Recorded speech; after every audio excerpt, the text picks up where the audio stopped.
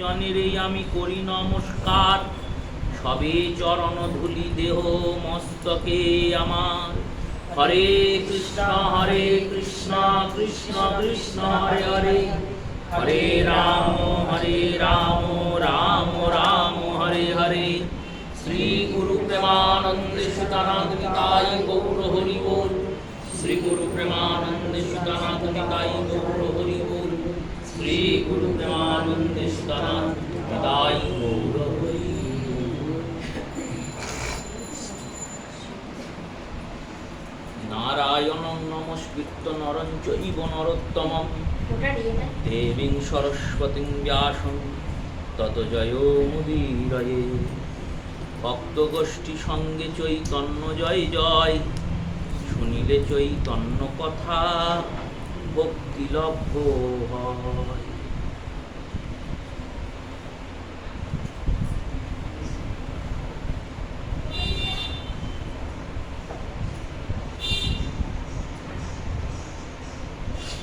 শ্রী শ্রী গৌর গোবিন্দ মকরন্দ মাধুর্য লীলালব্ধেষু সজ্জন বৈষ্ণব বৃন্দ, শ্রদ্ধেয়া মাতৃমণ্ডলীর চরণে প্রণাম পূর্বক অদ্যকাল শ্রী হরিকথা, শ্রী গোবিন্দের কথা, শ্রী গোবিন্দের প্রকাশ্য রূপ, শ্রী গোবিন্দের দ্বিতীয় স্বরূপ, কলি কলেশ নাশকারী, অপার সংসার পারকারী, ব্যাস রচিত সুখমুখ উদ্গারিত ভাগবত রসাস্বাদনের সূচনা করি। অদ্যকাল ভাগবতীয় কথার বিষয় জ্ঞান প্রয়াস মুদপস্য নমত এবহ, জীবন্তি সম্মুখ স্খরিতং ভগবদীয় বার্তম, স্থানে স্থিতা শ্রুতিগতম ত্রত্রস্ত্বয়াম, যত্রান যশোতো ভুবনত্রয়ম। শ্রীমদ্ ভাগবতের দশম স্কন্ধের 18 সংখ্যক অধ্যায়ের 16 নম্বর শ্লোক ব্রহ্মস্তুতির একটি স্তুতি। প্রজাপতি ব্রহ্মা ভগবান কৃষ্ণচন্দ্রের ধেনুবৎস হরণ করেছেন, আর ধেনুবৎস হরণ করার পর যখন তিনি পুনরায় প্রত্যাগমন করেছেন, লীলার বর্ণনা করছেন শ্রী সুখদেব। আজকে শ্রী গোবিন্দ সখাদের সঙ্গে গোচারণ করছেন। গোচারণ করতে করতে সখারা দর্শন করছেন দূরে একটি সুন্দর গুহা, অপরূপ সুন্দর। গুহাটি কেমন না, দিব্যং স্কন্দরং দর্শিতে সখম। দিব্য, কেমন দিব্য? গুহা তো থাকেই, পর্বতের স্কন্দরে গিরিকন্দরে গুহা তো হবেই, কিন্তু এই গুহাটা দিব্য, কারণ গুহার ভিতরে থেকে আলোর জ্যোতি উৎপন্ন হচ্ছে। বহু রত্ন, হীরা, মাণিক্য, বিভিন্ন উৎকৃষ্ট পরিমাণের মণি গুহার ভিতরে গাত্রে লাগানো আছে, দেয়ালে দেয়ালে। সুন্দর লতা পুষ্প পাতা দিয়ে গুহাটা সাজানো, দেখেই চিত্ত হরণ করে নিচ্ছে। দেখলেই মনে হচ্ছে যেন একবার গিয়ে দেখে আসে। সখারা ভগবান কৃষ্ণকে বললেন, কানাই, ওই গুহাটাতে আমরা একবার ঘুরে আসি।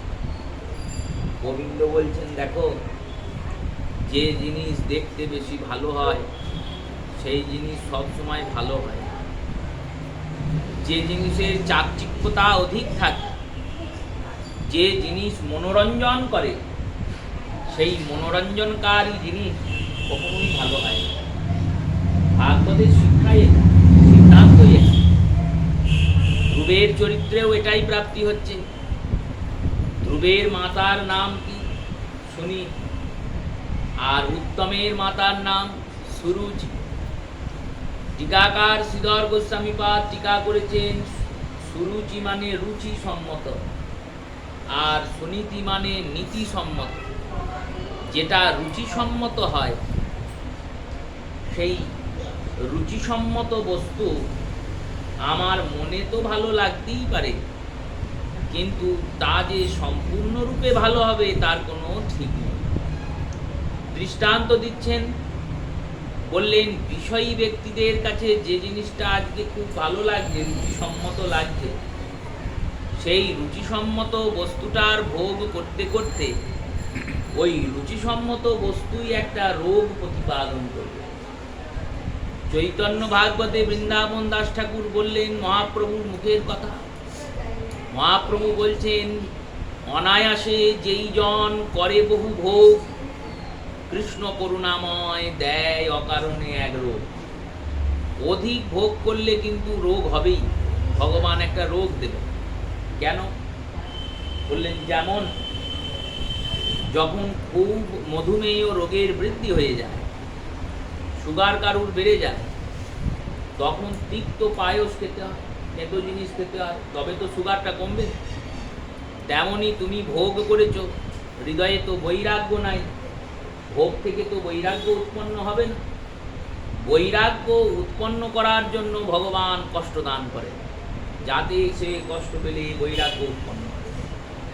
সেই রূপে রুচিসম্মত বস্তু আজ আমার ভালো লাগছে, কালকে ভালো লাগবে না। আজকে এই শরীরটাকে খুব ভালো লাগছে যৌবনকালে, এই শরীরের বলে আমরা কত কি করে বেড়াচ্ছি, কিন্তু এই শরীরটাই যখন বৃদ্ধ হয়ে যাবে তখন মনে হবে এই শরীরটা কেন আছে, মরে গেলেই তো ভালো হয়। এই শরীরটাকেই বইতে পারছি না, উঠতে গেলে ব্যথা, বসতে গেলে ব্যথা, শুতে গেলে ব্যথা, জীবনটাই ব্যথায় পরিপূর্ণ হয়ে গেছে। এই রুচিসম্মত বস্তুর অবস্থা এইরকমই হয়। আর নীতিসম্মত বস্তু, নীতিসম্মত বস্তু এখন খারাপ লাগতে পারে, কিন্তু শেষমেশ ওইটাই ভালো হয়ে দাঁড়াবে। নীতি কথা যদি কাউকে বলা হয়, যে ছাত্র পড়াশোনা করে না, তাকে যদি পিতা মাতা, ভগিনী ভ্রাতা, পিতামহ পিতামহী, দাদু ঠাকুমা তাকে বুঝিয়ে বলে, ভালোবেসে বলে, বকে ঝোঁকে বলে যে পড়া করকা, তার ভালো লাগবে শুনতে? ভালো লাগবে। কিন্তু সেই ব্যক্তি যখন জীবনের একটা স্তরে পৌঁছাবে, তখন চিন্তা করবে সবাই তো আমায় বলেছিল পড়তে, কিন্তু আমি তো পড়ি নাই, যদি পড়তাম তাহলে কিছু ভালো হতো, এখন মহামূর্খ হয়ে থেকে গেলাম। তেমনি সাধু গুরু বৈষ্ণবরা দিনরাত আমাদের কানের কাছে বলছেন কৃষ্ণ ভজনা করো, কৃষ্ণ নাম করো, কিন্তু আমাদের কি শুনতে ভালো লাগবে? আমাদের শুনতে ভালো লাগবে না। যখন শেষের দিন আসবে তখন দেখবেন কেউ আপনাকে পার করছে না, ওই গোবিন্দের নামই পার করবে। গোবিন্দের নামই একমাত্র আপনার পাশে এসে দাঁড়াবে, কৃষ্ণের ভজনই আপনায় পার করবে, কৃষ্ণের ভজনই আপনায় শান্তি দেবে। এই ভাগবতের শিক্ষা, ভগবানও এই শিক্ষাই দিচ্ছেন সখাদের। বলছেন ওই রুচিসম্মত জিনিস দেখে ছুটো না, ওখানে গেলে কিন্তু বিপদ হবে। সখারা বলছেন কিন্তু আমাদের মনটা যে আকুলি বিকুলি করছে খুব, ওই গুহাটার মধ্যে অত সুন্দর দৃশ্য, এই সংসার দেখে যেমন আমাদের মন আকুলি বিকুলি করে যে এই সংসার করি তাহলে ভালোই থাকবো, মনের আনন্দে ঘুরবো ফিরবো, খাবো দাবো বাঁচবো। সাধুগুরু বৈষ্ণবরা বলেন সংসার করো ক্ষতি নাই, কিন্তু সংসারে গিয়ে কৃষ্ণকে ভুলে যেও না। ভগবান বলেননি যে গৃহস্থ ধর্ম পালন করো না, ভগবান বলেননি যে সংসার করো না, করো, কিন্তু কৃষ্ণকে ভুলে যেও না। কৃষ্ণকে তো ভুলিনি, আমরা তো মনেই রেখেছি গোবিন্দকে। মনে রাখাটা কেমন মনে রেখেছ, বিচার করার প্রয়োজন আছে। মনে রাখাটা কেমন? কেউ বছরে একবার মনে করছে, জন্মাষ্টমী এলে মনে পড়ছে কৃষ্ণের কথা, আজকে জন্মাষ্টমী, আজকে আমরা সবাই কৃষ্ণ ভক্ত হয়ে যাব। আবার কেউ কেউ মাসে একবার মনে করছে পূর্ণিমার দিন, পূর্ণিমার পুজো আজকে, আজকে আমরা ভক্ত হয়ে গেলাম। সবাই বাড়ি শুধু সবাই আগের দিন থেকে লোককে বলছে কাল আমাদের বাড়িতে পূর্ণিমার পুজো হবে, কালকে তো কিছু খাওয়া যাবে না, তাহলে আজকে সব খেয়ে ফেলে, কাল পূর্ণিমার পুজো, নারায়ণ আসবে বাড়ি। একে কি মনে করা বলে? বললো না না, একে মনে করা বলে। তাহলে ভগবানকে স্মরণ করাটা কেমন? ওই ভাগবতের শিক্ষা, মুহুরহ রসিকা ভবি ভাবুকা, যেন মুহূর্তে মুহূর্তে স্মরণ করবে। বললো মুহূর্তে মুহূর্তে স্মরণ সাধুরা করবে, আমরা কি করে করব? বেশ মুহূর্তে পারবে না, দিনে একবার করো। দিনে একবার করার চিন্তা, দিনে কি আমরা একবার করতে পারি? আমাদের বাড়ির ঠাকুর ঘরে আমাদের বাড়ির সবাইকে দিনে একবার গিয়ে প্রণাম করে? এমন একটা বাড়ি খুঁজে পাবেন না কাটোয়াতে, খুব মুশকিল ব্যাপার খুঁজে পাওয়া। বাড়িতে যদি 10টা লোক থাকে, 10টা লোকই ঘুমোয়, 10টা লোকই খায়, 10টা লোক সব কাজ করে, কিন্তু এই 10টা লোক বাড়ির ঠাকুর ঘরে গিয়ে প্রণাম করে, এরকম বাড়ি খুঁজে পাবেন না। তুমি গোবিন্দের কাছে একবার যেতে পারো না সারাদিনে, আর গোবিন্দ সারাদিন ধরে তোমার চিন্তা করবে? ভগবান চিন্তা করবে? হওয়া তো উচিত নয়, চিন্তা করবেন না, কারণ এটাই তো নিয়ম। তুমি তার চিন্তা করো না, সে তোমার চিন্তা কেন করবে? কিন্তু ভগবান করুণা সিন্ধু, তিনি ভক্তবৎসল, তুমি তার চিন্তা না করলেও গোবিন্দ তোমার চিন্তা করে। এটাই গোবিন্দের কৃপা, করুণা। সকারা ভাবছেন যাই ওখানে গিয়ে আনন্দ বিনোদ হবে, ধনধান্যে পরিপূর্ণ এই গুহার ভিতরে গিয়ে মনোরঞ্জন হবে, ফলমূল ঝুলছে, ফলমূল পেরে পেরে খাবো। ভগবান বলছেন যাস না, গেলে ওখানে বিপদে পড়বি। সখারা শুনছেন না।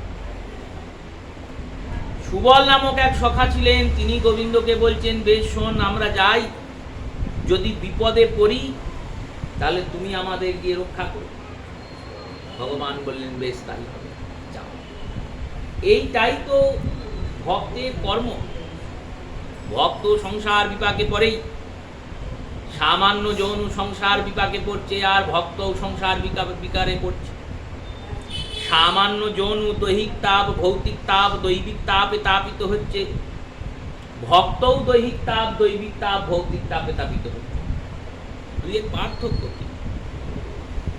আমাদের যদি কারোর সন্তান বিয়োগ হয়, ছেলে মারা যায়, মেয়ে মারা যায়, কন্যার বিয়োগ হয়েছে, পুত্র বিয়োগ হয়েছে, সেই নিথর পুত্র কন্যার দেহটাকে ধরে আমরা কাঁদি আর বলি হে গোবিন্দ, হে ভগবান, তোমার কি চোখ নাই? তুমি আমার ছেলেটাকে কেড়ে নিলে, তুমি এই রকম করে আমার সঙ্গে অবিচার করলে। আর ভক্ত কি বলেন? শ্রীবাসের পুত্র বিয়োগ হয়েছে, মালিনী দেবী কাঁদছেন, শ্রীবাসের পত্নী। শ্রীবাস বলছেন শোনো, কাঁদবে কাঁদো, ক্ষতি নাই, মুখ চাপা দিয়ে কাঁদো, কারণ আমার প্রভু স্বয়ং ভগবান মহাপ্রভু, তিনি আসবেন, নৃত্য করবেন, কীর্তন করবেন। প্রতিদিন তিনি আসেন, এই অঙ্গনে নৃত্য কীর্তন করেন। আজকে যদি তুমি কাঁদো তাহলে তোমার কান্নার রোল শুনে তিনি দুঃখ পাবেন, কষ্ট পাবেন, তার নিত্য কীর্তনে যেন কোনো বাধা না। মালিনী বলছে তোমার একটু কষ্ট হচ্ছে না? আমার ছেলে মরেছে, আমার তো কষ্ট হচ্ছেই, তোমারও তো ছেলে, তোমারও তো সন্তান গত হয়ে গেছে, তোমারও তো কষ্ট হওয়া দরকার। শ্রীবাস বললেন আমার যদি ছেলেও তো কষ্ট হতো। তোমার ছেলে নয় না, যদি আমার ছেলে হতো তাহলে সবাই ছেলে পেত, পায় কি? পায় না তো। পুত্র দিলেন কৃষ্ণ, নিলেন পুত্র সে। কৃষ্ণ দিয়েছেন পুত্রকে, কৃষ্ণ নিয়েছেন। আমি যদি কাঁদতেই হয়, পুত্র পুত্র বলে কেন কাঁদবো? যে চলে যাওয়ার সে তো চলেই গিয়েছে। যদি কাঁদতে হয় কৃষ্ণ কৃষ্ণ বলে কাঁদবো, পুত্র বলে কাঁদলে পুত্র হারাবে, কৃষ্ণ বলে কাঁদিলে তবে কৃষ্ণ পাবে। পুত্র পাবে না, সে চলে গেছে, তার দিন শেষ। দেখুন, আবার দেখুন মহাভারত, অর্জুন কাঁদছেন অভিমন্যুর জন্য, পিতা কাঁদছেন, শোক করছেন, প্রতিজ্ঞা করছেন, মনে মনে প্রতিজ্ঞা করছেন, সবার সামনে প্রতিজ্ঞা করছেন, কাল সূর্যাস্তের আগে আমি জয়দ্রথকে বধ করব, না হলে আমি নিজে চিতায় প্রবেশ করব। বিলাপ করছেন। অথচ অভিমন্যুর যিনি মাতা সুভদ্রা দেবীর বিলাপ কোথাও শুনেছেন সুভদ্রা কেঁদেছে? সুভদ্রা জানেন জগদীশ্বর গোবিন্দ স্বয়ং যোগমায়া সুভদ্রা, ভগবানের ভগিনী বলেই তিনি পূজিতা, তা তো নন। স্বয়ং দেবী পার্বতী সুভদ্রা রূপে প্রকট হয়েছেন, স্বয়ং মহাদেবী অর্জুন রূপে প্রকট হয়েছে। সেই সুভদ্রা দেবীর চোখে জল নেই কেন? তিনি জানেন লীলাময় গোবিন্দ, তিনি লীলা করেছেন। তিনি আমায় পুত্র দিয়েছিলেন, তিনি পুত্র নিয়ে নিয়েছেন। এখানে শোক করার কিছু নাই। আর যুদ্ধে তো সবাই মরতেই এসেছে। আমার পুত্র আজ মরেছে ঠিকই, কিন্তু যুদ্ধে তো কেউ বাঁচতে আসেনি। আজ এ মরেছে, কালো মরবে, শোক নেই। ভক্তরা যখন শোক পায়, দুঃখ পায়, কষ্ট পায়, শরীরে ব্যথা হয়, শরীরে কষ্ট হয়, তখন তারা গোবিন্দের চিন্তা করে। আর আমরা যখন শরীরে কষ্ট হয় তখন শরীর সংসারের চিন্তা করি। সখারা ভক্ত তো, তাই সখারা বলছেন যদি বিপদে পড়ি তাহলে তুমি গিয়ে রক্ষা করো, এই বিশ্বাসটা আছে। গোবিন্দ বলছেন আমি কি জন্য রক্ষা করতে যাব? তুমি তো আমার কথা শুনছো না। আমি বারবার বলছি যেও না, তা সত্ত্বেও যাচ্ছ। তাহলে আমি কি কি দায় আছে আমার রক্ষা করার? বলো দায় আছে। কি দায়? আমরা তোমার বন্ধু, বন্ধু বিপদে পড়লে বন্ধুকে সাহায্য করতেই হবে। তুমি তো জগতের বন্ধু, আমরা বিপদে যেতেই পারি। তোমার ওই গাভীগুলোকে নিয়ে যখন তুমি আসো, সকালবেলায় আসো তো? কৃষ্ণ বলছেন হ্যাঁ আসি। একটা দুটো তো আর গরু নয় নন্দ বাবার, 9 লাখ গরু, 9 লক্ষ ধেনু নিয়ে আসো তুমি। এই 9 লক্ষ ধেনু নিয়ে আসার পরে কোনো ধেনু এদিকে যায়, কোনো ধেনু ওদিকে যায়। যখন ফিরে যাও তখন সবাইকে আবার জড়ো করে নিয়ে যাও তো, না ছেড়ে ছুড়ে দিয়ে পালাও যে এলি এলি, না এলি না এলি? বলো না না, তা করলে কি করে হবে? গরু কমে গেলে কি করে হবে? আমাদের বাবা দায়িত্ব করে বলেছে যে গরুগুলো নিয়ে যাও, চড়াবে। যতগুলো গরু নিয়ে এসেছি ততগুলোই নিয়ে যেতে হবে। যদি কেউ হারিয়ে যায় তাকে খুঁজে বার করে আনতে হবে। বহুলা বনে একটি লীলা হয়েছিল ভগবান কৃষ্ণের। বহুলা নামক গাভী, তিনি চড়ছেন, চড়তে চড়তে এক সিংহ এসে গাভীর বাছুরটাকে ধরেছে। বহুলা নামক গাভী গিয়ে সিংহকে বলছেন শোনো, আমার এই ছোট্ট বাছুরটাকে ধরে কোনো লাভ নেই। সিংহ বলছেন কেন? বাছুর বেশি দূর ছুটতে পারবে না, গায়ে জোর কম, আমার কাছে ওটা সহজলভ্য শিকার, সহজলভ্য শিকার বলেই আমি তাকে ধরেছি। বহুলা বলছেন সহজলভ্য ঠিকই, কিন্তু ওর গায়ে মাংস তো কম, আমার গায়ে মাংস অনেক বেশি আছে। তুমি ওকে ছেড়ে দাও, আমি কথা দিচ্ছি আমি ওকে দুধ খাইয়ে তোমার কাছে আসবো। তুমি আমাকে নির্বিঘ্নে সেবা করবে, নির্বিঘ্নে ভক্ষণ করবে, আমি কোনো বাধা দেব না। মাতৃমমতা বহুলার। বহুলা গিয়ে বাছুরকে দুধ খাইয়েছেন, দুধ খাইয়ে সিংহের কাছে গিয়েছেন। গোবিন্দ মাসি বাজিয়েছেন, সবাই এসে জড়ো হয়েছে। জড়ো হওয়ার পরে ভগবান একবার তাকাচ্ছেন। ভগবানের নজরটা দেখুন, একটা দুটো গরু নয়, 9 লাখ গরু। 9 লাখ গরুর মধ্যে একটা গরু নেই, তাও গোবিন্দ খুঁজছেন কোথায় গেল গরুটা। এবার অন্তর্দৃষ্টি দিয়ে দেখছেন সে গিয়েছে সিংহের কাছে, সিংহের গুহায়। ভগবান গেলেন, সেই সিংহকে বধ করলেন, বহুলাকে উদ্ধার করে ফিরিয়ে আনলেন। বহুলার নামে ওই বনের নাম হলো বহুলা বন। বৃন্দাবনের কাছে মথুরার নিকটে এই বহুলা বন এখনো আছে। সেই ভগবানকে সখারা বলছেন যখন তুমি যাও গরুগুলোকে যেমন এক জায়গায় জড়ো করো, কেউ এদিকে গিয়েছে, কেউ ওদিকে গিয়েছে, কেউ পথভ্রষ্ট হয়েছে, কেউ দিকভ্রষ্ট হয়েছে, তাদেরকে ডেকে জড়ো করাটা যেমন তোমার কর্তব্য, তেমন তোমার চরণ যারা ধরে আছে তারা যদি পথ ভুলে কোনো অপথে, বিপথে, কুপথেও চলে যায়, তোমাকেই তাদেরকে উদ্ধার করে নিয়ে এসে তোমার চরণে রাখতে। ভগবান বলছেন আমি এত দূর কখন বললাম? বলেছো তো, গীতায় বলেছো না, নমে ভক্ত প্রনিঃসন্তি, আমার ভক্তের পতন হয় না। ভক্ত যেখানেই যাক আমি ঠিক তাকে উদ্ধার করে নিয়ে আসবো। অতএব আমরা চললাম, আমাদের বিশ্বাস আছে তুমি রক্ষা করবে। সখারা গেলেন ছুটতে ছুটতে, গুহায় প্রবেশ করলেন। গুহায় প্রবেশ করার পর একটা বিষাক্ত ধোঁয়া উৎপন্ন হলো। সখারা সবাই অচেতন হয়ে গেল। যখন সখারা অচেতন হচ্ছেন তখন ভগবান কৃষ্ণকে ডাকছেন, কৃষ্ণ কৃষ্ণ মহাবাহু রক্ষিতম মম যত্রায়তে, আমাদের রক্ষা করো হে কৃষ্ণ, হে মহাবাহু আমাদের রক্ষা করো। যখন ভগবানকে ডেকেছেন তখন ভগবান ছুটতে ছুটতে গেলেন গুহার ভিতর। ওটা তো গুহা নয়, সুখদেব বলছেন ওটা গুহা নয়, তাহলে ওটা কি না অগাসুরের মুখ। অগাসুর নামক অসুরকে পাঠিয়েছে কংস। ইনি পুতনার ভ্রাতা। পুতনার দুইজন ভাই আছে, একজনের নাম বকাসুর, একজনের নাম অগাসুর। এই বকাসুরকে ভগবান বৃন্দাবনে প্রবেশের পর বধ করেছেন। আর অগাসুর তিনি এসে ওই মুখমণ্ডলটাকে বিরাট বিস্তৃত গুহার মতো সাজিয়ে বসে আছেন। যেই কৃষ্ণ প্রবেশ করবে আমি মুখটা বন্ধ করে দেবো, বিষাক্ত বায়ুতে কৃষ্ণ মরে যাবে, যদি নাও মরে আমি গিলে খেয়ে নেব। এই চিন্তা করে অজগর বিরাট মুখ খুলে বসে আছে।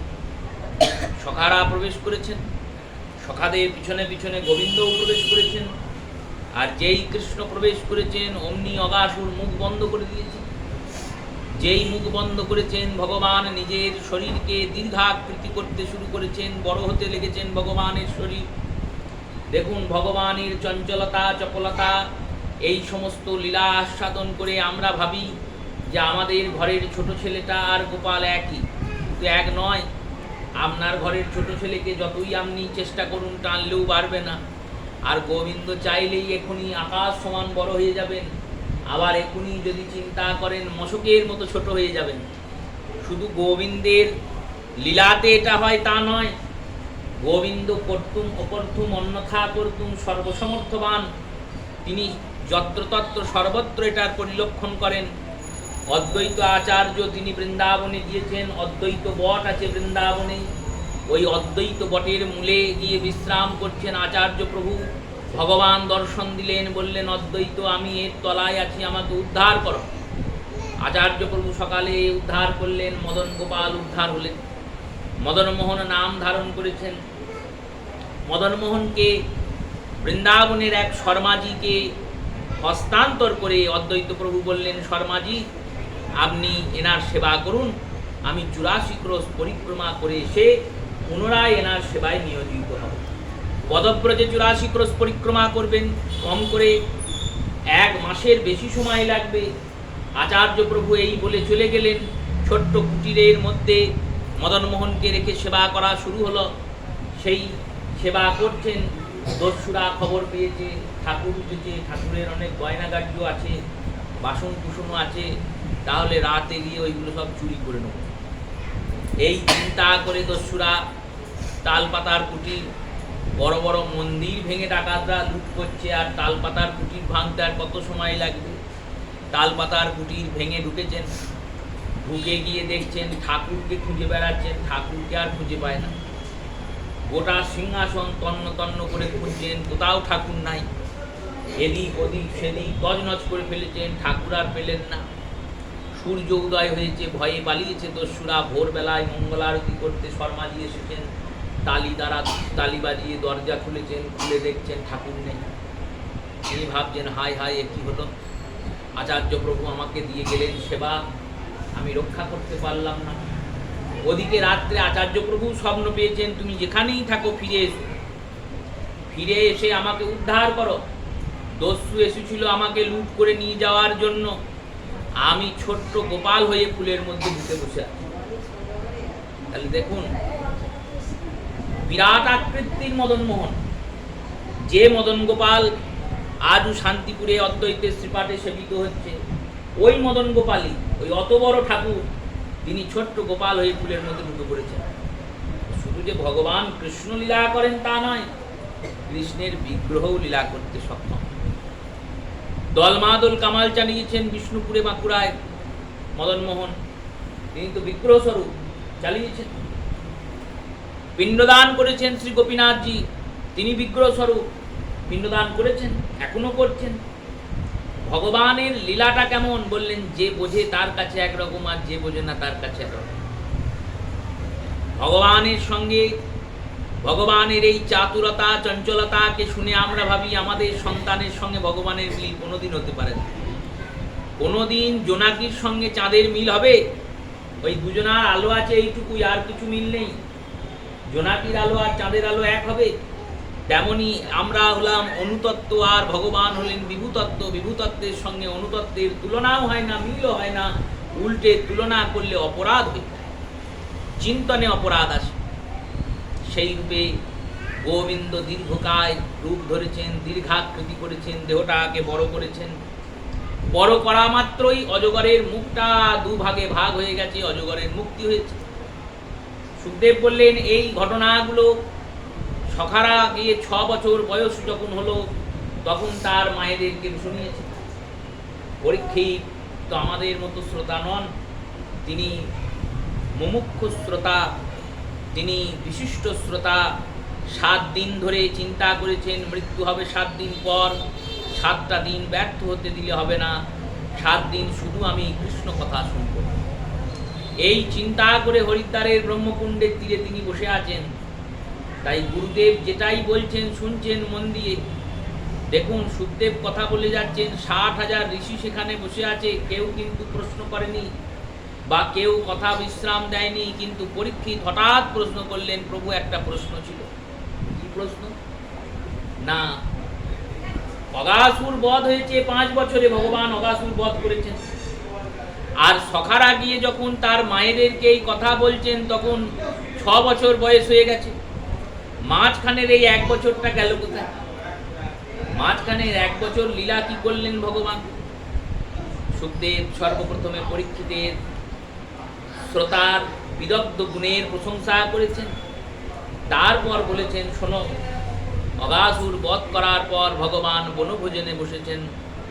আর সেই বনভোজন কালে ব্রহ্মা এসেছেন আকাশ মার্গে দেখতে ভগবান।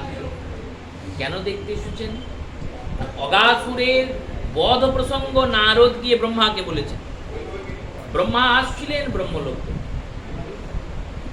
নারদ গিয়ে ব্রহ্মাকে বলছেন, প্রজাপতি, হে পিতা, আপনি যার দিন রাত ভজনা করেন। ব্রহ্মা তো চতুরানন, 4 মুখ। এই চতুরানন ব্রহ্মা কি করেন? দিন রাত ধ্যান করেন ভগবান কৃষ্ণের। আর মহাদেব পঞ্চানন, তিনি কার ধ্যান করেন? তিনিও দিন রাত গোবিন্দেরই ধ্যান করেন। সমস্ত দেব দেবী তো ভগবানকে ভজছেন। যদি তা না বলতেন তাহলে সব পুজোর শেষ করে, কালী পুজো হোক, দুর্গা পুজো হোক, লক্ষ্মী পুজো হোক, গণেশ পুজো হোক, যে পুজোই হোক না কেন, পুজো যখন শুরু হয় তখন কার নাম দিয়ে শুরু হয়? বিষ্ণু বিষ্ণু বিষ্ণু, এই মন্ত্র বলেই তো পুজো হয়। কালী পুজো করছে, ঠাকুর মশাইকে বলতে হবে যে আপনি কালীর পুজো করছেন, বিষ্ণু নাম করলেন কেন? আপনি বলুন কালী কালী কালী, তো হবে না। কেন? যেমন অঙ্গের মলিনতা দূর করার জন্য সাবানই মাখতে হবে, সাবান না মাখতে তো দূর হবে না। যদি অন্য কিছু মাখেন তাহলে দূর হবে, যেটা মলিনতা মাখার জিনিস সেটাতেই দূর হবে। তেমনি ভগবানের নাম উচ্চারণ করলে তবেই দেহের ভিতরটা আর বাইরেটা পবিত্র হবে, তবেই আপনি পুজোর অধিকার পাবেন, তার আগে পাবেন না। ভগবানকেই ডাকতে হবে সর্বপ্রথম। যে পুজোই করুন, ভগবান বিষ্ণুর নাম উচ্চারণ করে পুজো শুরু হবে। আবার সব যত মন্ত্র আছে সিলেবাস দেখে মন্ত্র, এখন তো আমাদের বাড়ির পাশে খেপি মায়ের প্রতিদিন মাইক আছে, প্রতিদিন যত সিলেবাস আছে ওরা শেষ করছে। যত মন্ত্র জানা আছে A to Z, নিয়ম নেই, কানুন নেই, সময় নেই, অসময় নেই, চলছে। যাই হোক, ব্রাহ্মণ ঠাকুর কি করবে, তাকেও করে খেতে হবে, যেমন নির্দেশ হবে তেমন চলবে। সেই রূপে যত মন্ত্র আছে সব মন্ত্রের পুঁথি শেষ হয়ে গেল। পুজোতে একটা সময় গিয়ে শেষ হবে, 4 ঘন্টা, 6 ঘন্টা, 8 ঘন্টা, 10 ঘন্টা। আরে যদি 24 ঘন্টাও মন্ত্র বলে, একটা সময় পর তো শেষ হবে। শুরু যখন হয়েছে, শেষ যখন হবে তখন ব্রাহ্মণ কি করবে? ব্রাহ্মণ তখন হাতে একটু জল নেবে, জল নিয়ে বলবে, প্রিয়তাং পুণ্ডরিকাক্ষং সর্বপাপ সর্বযজ্ঞের সরহরি তস্মিন তুষ্টে জগৎ তুষ্ট প্রণীতে প্রণীতং জগৎ। হে ভগবান হরি, তুমি যদি তুষ্ট হও তাহলেই জগৎ তুষ্ট হয়ে যাবে। এ আবার কি কথা? পুজো করলাম কালীর, কালীকে তুষ্ট করলাম না, বললো না না কালী তুষ্ট হতেও পারে, না হতেও পারে। আমি মন্ত্র যদি ভুলভাল বলি তাহলে কালী নাও তুষ্ট হতে পারে, কিন্তু ভগবান যদি একবার তুষ্ট হয়ে যান তাহলে কালী তুষ্ট হতে বাধ্য, কারণ তস্মিন তুষ্টে জগৎ তুষ্ট। এই গোটা জগৎটাই ভগবানের মধ্যে আছে। ভগবানকে ভজনা করলেই বিধান দিচ্ছেন রামানুজ, বলছেন যত্র মূলতি সিঞ্চতে জলম। যেমন গাছের গোড়ায় যদি তুমি এক ঘটি জল ঢেলে দাও তাহলে গাছের পাতা, মূল, ফল, শিকড় সবাই জল পাবে। তেমনি ভগবান কৃষ্ণকে যদি সন্তুষ্ট করতে পারো তাহলে জগতের যত দেবদেবী আছে সবাই এমনি সন্তুষ্ট হয়ে যায়, কারণ তস্মিন তুষ্টে জগৎ তুষ্ট। ব্রহ্মাকে গিয়ে নারদ বলছেন ওই ভগবান এসেছেন ব্রজে, এখুনি অগাসুরকে বধ করেছেন, যান গিয়ে দেখে আসুন।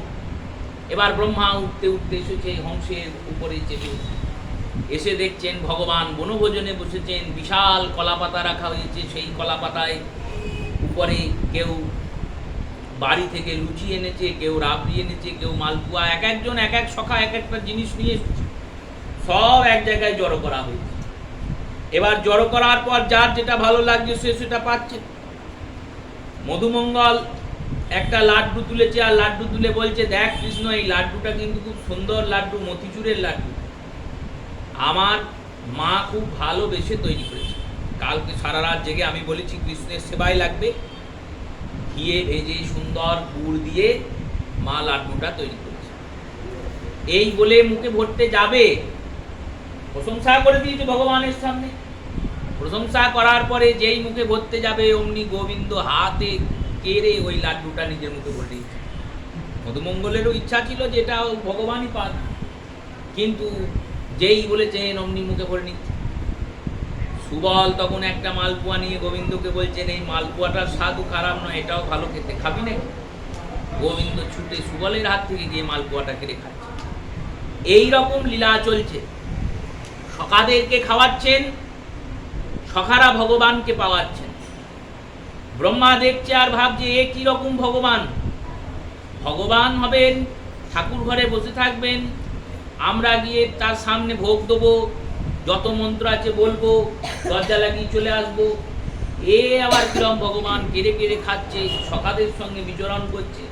আর যারা সখা তারাও তো খুব একটা ভদ্রসভ্য নয়, ওই গা থেকে গোবরের গন্ধ বেরোচ্ছে, এখনই মনে হচ্ছে ধুলোবালি ঘেঁটে এলো, চান কতদিন করেনি তার কোনো ঠিক নেই, তন্ত্রমন্ত্রের কোনো জ্ঞান নেই, বিদ্যান নয়, শাস্ত্রজ্ঞ নয়, এ তো ভগবান নয়। নারদ ভুলভাল কিছু দেখেছে আর ভুলভাল ভেবেছে, হয়তো জ্বরে বক পড়েছে আর নারদ ভেবেছে এই ওই বকটাকে মেরেছে। অগাসুরের মতো অসুরকে কি এই গয়লা মারতে পারে? নারদ ভুল ভেবেছে, ভগবান চিনতে পারেন। ভগবানকে এরকম হন, ভগবান এই রকমই। কেন? ব্রহ্মা বিচার করছেন সুচিতা অসুচিতার, ব্রহ্মা বিচার করছেন পবিত্রতা অপবিত্রতার, ভগবান এগুলি বিচার করেন না। করেন না তার প্রমাণ কি? ভগবান নিজের মুখে বলছেন দেখো, যদি আমি পবিত্রতার অপবিত্রতার বিচার করি, হ্যাঁ বিগ্রহের একটা মর্যাদা আছে, কারণ বিশেষানু অনুগ্রহকৃত ধরিত্র রূপমত বিগ্রহ, বিশেষ অনুগ্রহ করে যে রূপটা ধরা হয় তার নাম বিগ্রহ। দৃষ্টান্ত দিয়ে বুঝুন, কোনো ব্যক্তি তিনি হয়তো দেশের বড় বিচারক, প্রধান বিচারক। এবার প্রধান বিচারক তিনি হতেই পারেন, কিন্তু প্রধান বিচারক হলেও তিনি তো কারুর না কারুর পুত্র, তিনি তো কারুর না কারুর পিতা, কারুর না কারুর স্বামী, কারুর না কারুর বন্ধু, কারুর না কারুর মিত্র, কারুর না কারুর কনিষ্ঠ, কারুর না কারুর জ্যেষ্ঠ। কারুর থেকে তিনি বয়সে ছোট, সম্পর্কে ছোট, আবার কারুর থেকে তিনি বয়সে সম্পর্কে বড়। এবার যার থেকে তিনি সম্পর্কে ছোট তার কাছে গিয়ে যদি বলেন না না আমি তো প্রধান বিচারক, আমি তো তোমার থেকে বয়সে ছোট হলেও তোমায় প্রণাম করতে পারবো, তার পিতামাতার কাছে গিয়ে যদি বলেন আমি তো প্রধান বিচারক দেশের, আমার একটা সম্মান আছে, আমি তো তোমার ছেলে নই, তা বললে হবে? তুমি বিচারকের আসনে যখন গিয়ে বসবে তখন তুমি বিচারক, বাড়ির মধ্যে বিচারক নও। তেমনি গোবিন্দ যখন বিগ্রহ রূপে আসনে বসেছেন তখন তিনি বিগ্রহ স্বরূপ, তার মর্যাদা আছে, স্নান না করে বিগ্রহ স্পর্শ হবে না, দীক্ষা না হলে বিগ্রহের সেবা হবে না, যে যে নিয়মাবলী শাস্ত্রে আছে সেই নিয়মই পালন হবে। কিন্তু যখন তিনি ব্রজলীলায় নরলীলা করতে এসেছেন, সেখানে ব্রজজন হচ্ছেন গোবিন্দের নিজজন। নিজজন মানে ঘরের লোক। ঘরের লোকের সঙ্গে ভগবান কি ওই রকম নিয়মাচার মেনে কর্ম করবেন? আর ব্রজবাসীরাও নিজজন ভাবে। এবার নিজজন ভাবা আর নিজজন হওয়াটা কিন্তু এক নয়। নিজজন ভাবা মানে আমি ভাবতেই পারি ভগবান নিজজন, কিন্তু নিজজন ভাবলে হবে কি করে? পরীক্ষা দিতে হবে, পরীক্ষা দিয়ে বুঝতে হবে নিজজন কেমন। ব্রজবাসীরা পদে পদে পরীক্ষা দিয়েছেন ভগবানের, তবে ভগবান নিজজন করেছেন। গিরিরাজ গোবর্ধনের যজ্ঞ হবে, ইন্দ্রযজ্ঞ বন্ধ করে ভগবান বলছেন গিরিরাজের পূজা করো। ব্রজবাসীরা চিন্তা করেনি যে পুজো এতদিন হয়ে আসছে সেই পুজো কেন বন্ধ করবো কৃষ্ণের কথায়। তারা ভেবেছে কৃষ্ণ বলেছে তাহলে ওটাই ভালো, ওইটাই করো। যখন মেঘ ঘনঘোর হয়ে বৃষ্টি পড়ছে, সবাই ভয়ে পালাচ্ছে, অনেকজন বলছে দেখো ওই ছোট ছেলেটার কথা শুনে এই করেছি বলে এই অবস্থা, তখন তারাই গিয়ে বলছে যা হয়েছে হয়েছে, কৃষ্ণর জন্য যদি আমরা বিপদেও পড়ি সেই বিপদেও পড়তে রাজি আছি, কিন্তু কৃষ্ণকে ছাড়তে রাজি নয়। এই বিশ্বাস, এই ভরসা কি আমাদের আছে? এই বিশ্বাস ভরসা নাই। এই বিশ্বাস ভরসা থাকলে তবে তো গোবিন্দ আমার নিজজন হবে, তবে তো কৃষ্ণ আমার হবে, আমি কৃষ্ণের হব। ব্রজবাসীরা নিজের বাড়ি থেকে যা পেরেছে নিয়ে গিয়েছে, গোবিন্দ সেবা করছে। ব্রহ্মা চিন্তা করলেন এইরকম তো ভগবান নন, ভগবান তো ওই সিংহাসনে বসে থাকবেন, আমরা স্তুতি গাইব, ওই রকমই ভগবান,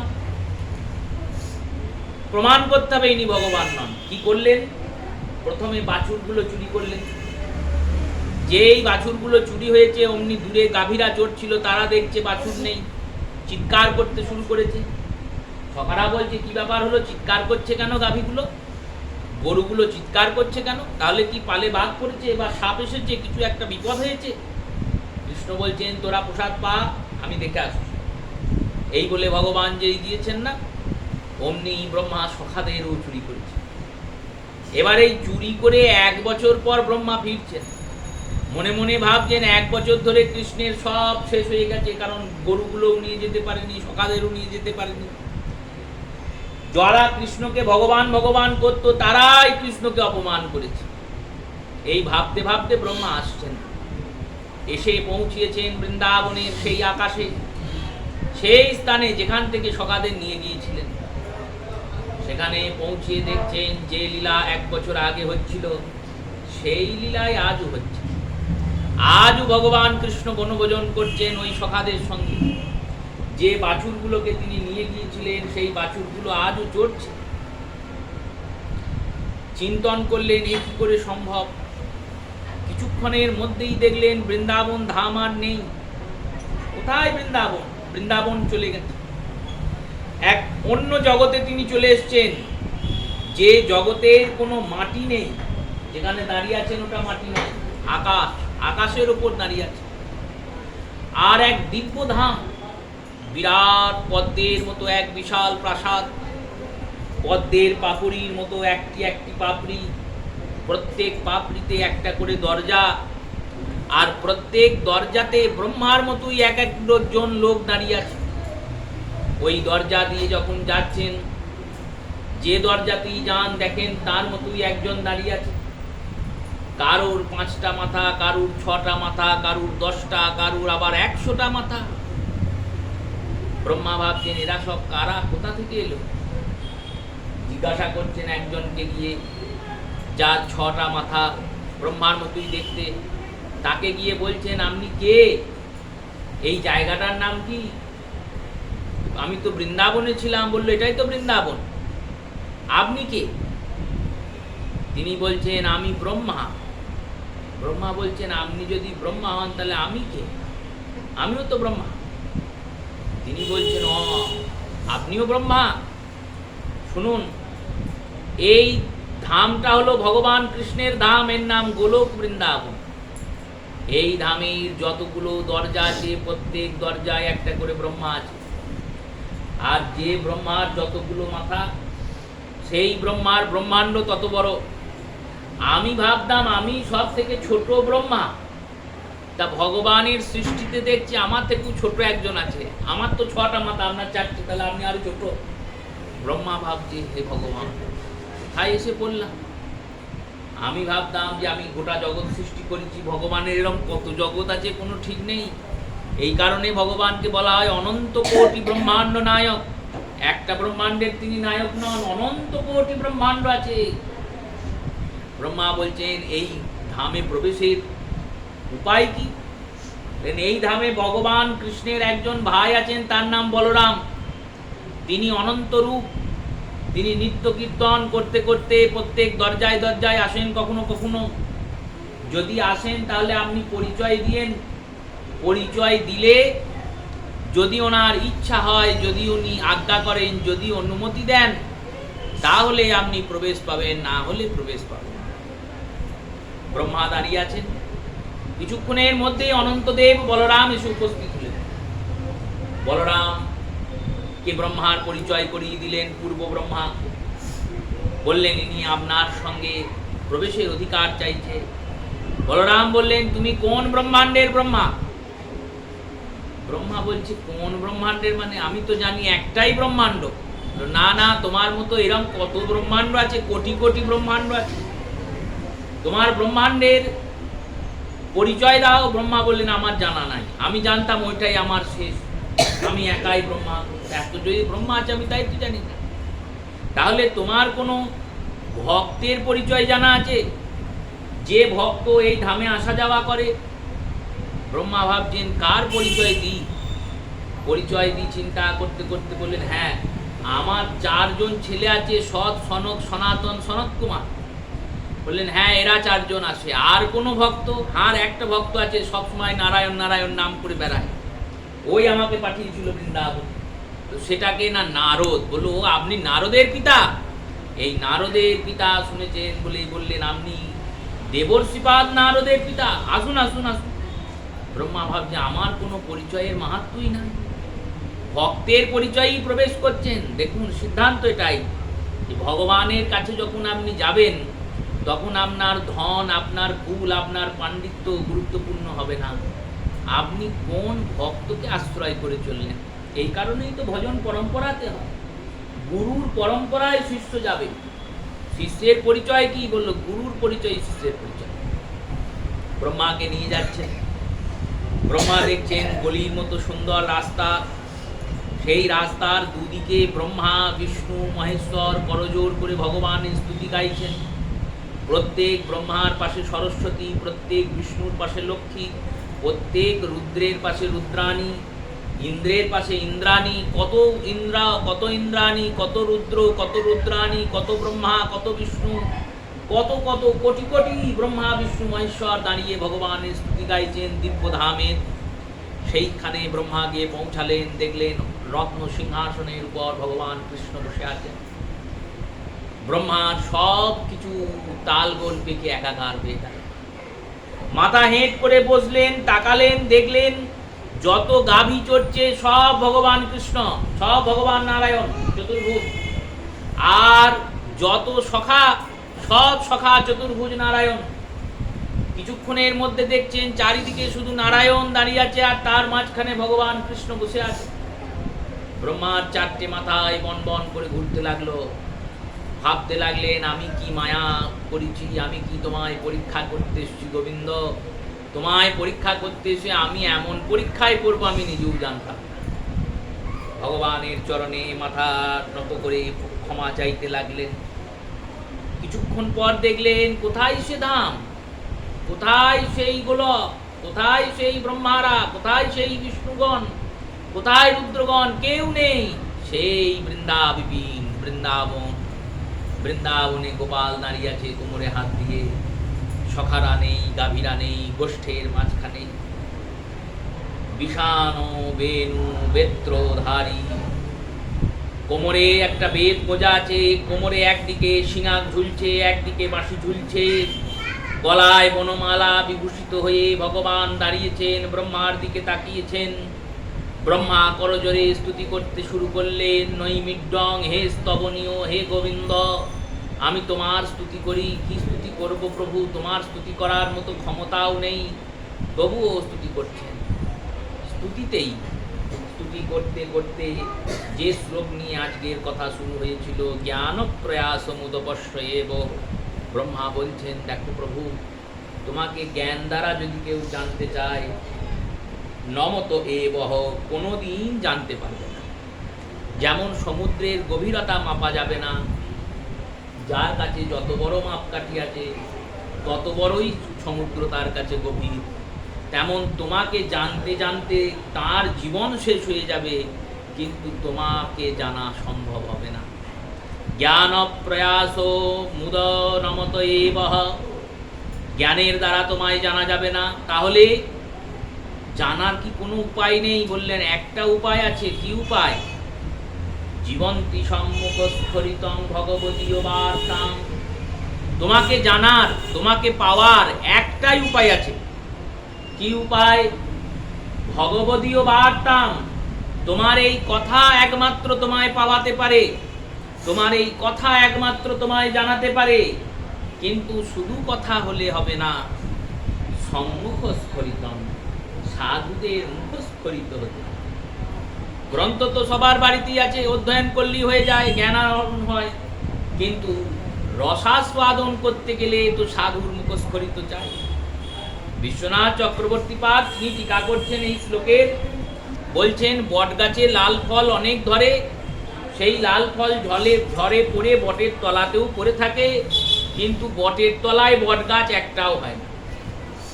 বট গাছ হয় কোথায়? বললো কারুর বাড়ির ছাদে হয়, কোনো পাথরের দেয়ালে হয়, যেখানে কেউ লাগায় না যত্ন করে, তবুও হয়। কি করে হয়? ওই পাখিরা খায় বটের ফল, সেই ফল খেয়ে যেখানে বিষ্ঠা ত্যাগ করে, সেই বিষ্ঠা ত্যাগের পর সেখানেই বট গাছ হয়ে যায়। মাটিতে হলো না, জল পেয়েও বট গাছের ফল থেকে বট হলো না, কিন্তু পাখির উদরে গিয়ে এমন শক্তিবন্ত হয়ে গেল যে পাথরের দেয়াল ফাটিয়ে বট গাছ জন্মিয়ে নিল। তেমনি নিগম কল্পতরু স্বরূপ বাঞ্ছা কল্পতরু স্বরূপ গোবিন্দ, তার এই প্রেমফল বলল, তার এই প্রেমের আস্বাদন, তার এই রসের আস্বাদন যদি আমরা ভাবি গ্রন্থ কিনে আনবো, পড়বো, তাহলেই অধ্যয়ন হয়ে যাবে, তাহলেই শোনা হয়ে যাবে, বোঝা হয়ে যাবে। নামও যদি আমরা ভাবি, নাম তো সবাই জানি, মহামন্ত্র নাম করলেই হয়ে যাবে, তা কিন্তু হবে না। কেন? শক্তি পাবে না। নাম আছে, নামে শক্তি নেই। শক্তি নেই বলেই জন্ম জন্ম নাম করেও আমাদের কোনো ফল হচ্ছে না। শক্তি হবে কখন? যখন গুরুদেবের মুখ দিয়ে ওই নামটা আমার কানে ঢুকবে। উনিও ওই নামটাই দেবেন, কিন্তু ওনার মুখ দিয়ে যখন নামটা আমার কারণে প্রবেশ করবে, তখন নামে এত শক্তি চলে আসবে যে আমার পাষাণের মতো হৃদয়কে ভেদ করে ভক্তিলতা উৎপন্ন হবে, আর প্রেমরূপী ফল উৎপন্ন হবে। তাই সম্মুখ স্ফরিতম, সাধুর মুখ থেকে হরিকথা শুনতে হবে, সবার মুখ থেকে হরিকথা শুনলে হবে না। তো সাধুর মুখ থেকে কি করে? না, প্রথমে তার আচার বিচারটা অন্তত ঠিক থাকুক। যিনি হরিকথা বলছেন তার আচার বিচার যদি ঠিক না থাকে, সদাচারী যদি না হন, প্রসাদভোজী যদি না হন, একাদশী ব্রতাধিক যদি না করেন, তিলক মালা যজ্ঞ সূত্র আদি যদি গ্রহণ না করেন, তাহলে তার মুখের হরিকথা শুনে কোনো লাভ হবে না। সম্মুখ স্ফরিতম। আর দেখুন, এর জন্য আপনাকে নতুন কিছু করতে হবে না। স্থানে স্থিতা শ্রুতিগতম, কত সুন্দর কথা। নাম করতে গেলে দীক্ষা নিতে হবে, ভজন করতে গেলে দীক্ষা নিতে হবে, কিন্তু কৃষ্ণ কথা শুনতে গেলে কি দীক্ষা নিতে হবে? বললো না, কৃষ্ণ কথা দীক্ষিতও শুনবে, অদীক্ষিতও শুনবে।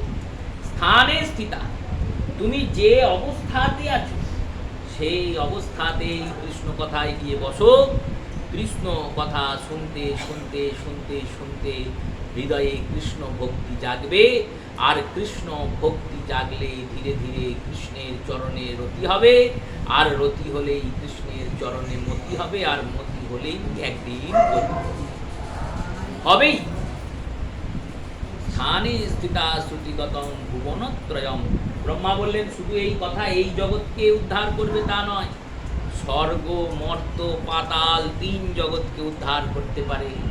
তাই সেই কৃষ্ণ কথায়, সেই হরি কথায় যাতে আমাদের রতি হয়, মতি হয়, সর্বশেষ গতি হয়, এই রূপ অভিলাষ নিতাই গৌরের চরণে, যুগল চরণে জানিয়ে প্রত্যেক শ্রোতা মাতা ভক্ত বৈষ্ণব চরণে প্রণাম পূর্বক পদ্মকাল হরি কথা উৎসর্গ দিলাম। শ্রী গুরু প্রেমানন্দ সুতানাথ নিতাই গৌর হরি বল।